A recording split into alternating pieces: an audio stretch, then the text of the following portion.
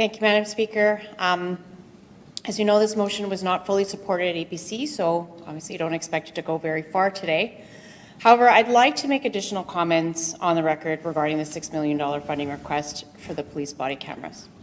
When this motion first came before APC, there was a question from our mayor that perfectly summed up this request. He wanted to know if we had heard from any presenters whether they thought the police budget should be increased.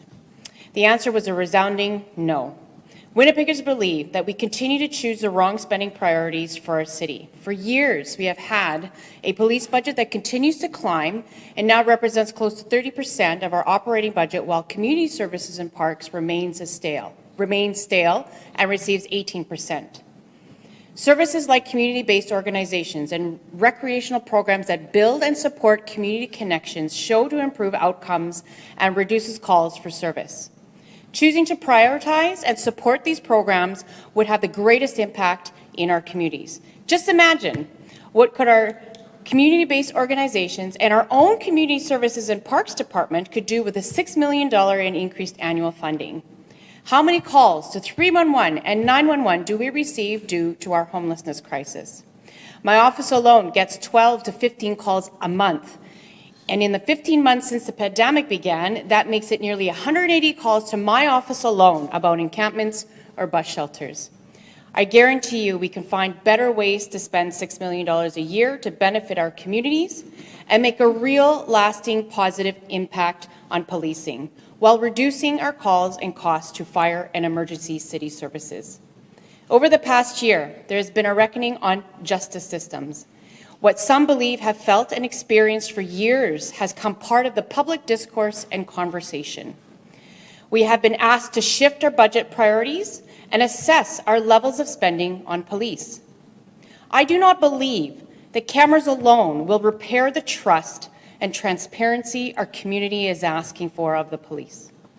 The Montreal Police Service recently completed a pilot study of body cams. In 2019 report, the Montreal Police Service found that body cameras did not unequivocally demonstrate transparency. In September 2020, review collecting data from 30 U.S. jurisdictions studied the effects of these types of body cams and did not find strong support that the devices were necessarily beneficial in facilitating transparency or accountability. Cameras can be turned off, and footage is internally controlled by the police service, which isn't much accountability and should be perceived as a conflict of interest. I ask the question, do we really need cameras watching every move? I believe we need individual learning and growth to respond to the constantly changing needs of policing in our city. We need active reconciliation in our policing. All the members of our community need services they can trust, but so do our police officers.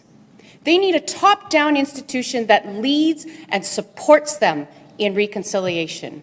We have systemic challenges of accountability and trust in our policing that continue to negatively impact and affect our city as a whole. Body cameras are not the magic bullet to improve trust and relationship between our communities and the Winnipeg Police. If it was, the research from other jurisdictions would indicate so, yet it's proved the contrary.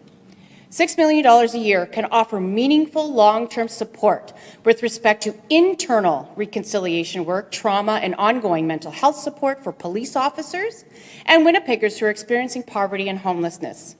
I am aware that we as a council cannot dictate the operations of the police services.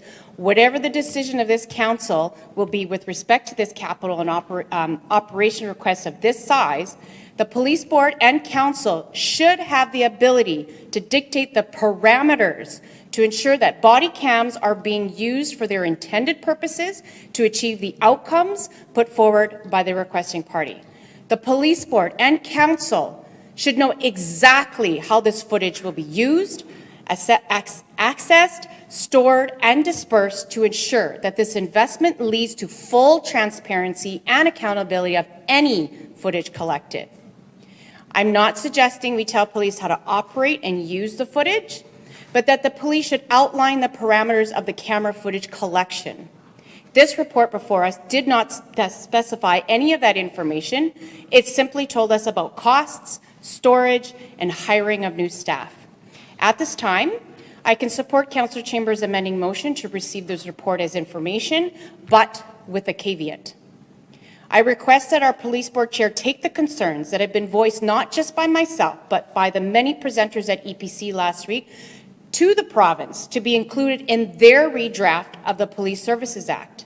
We must exercise the power we have to influence our provincial government to include these provisions for body cameras in their legislation.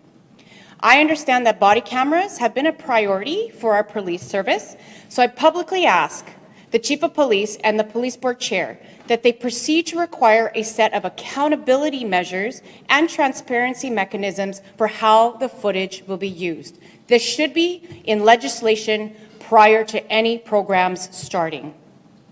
Lastly, before the police can build trust in our community, they must repair the trust within their own institution. The lack of support within the system must be repaired with the education, reform, and reconciliation in our communities. We cannot slap a police-controlled camera on it. We build trust and accountability through constructive, meaningful changes in our institution. In partnership with education, accountability, and reconciliation in our police systems, our budget must prioritize parallel spending in our city's community services department and supporting the grassroots community-based organizations who are diverting issues from our justice system into the community support systems. I will not stop saying this again. We must proactively address the root causes of inequity in our city. To fix what is broken and create a safer Winnipeg, improving outcomes for all citizens of our city, we need a thoughtful and balanced approach by investing in our community services and parks, our grassroots Indigenous-led community support groups, allowing our city to better respond to the 311 police, fire, and paramedic calls for the services that need a proactive and preventative city response.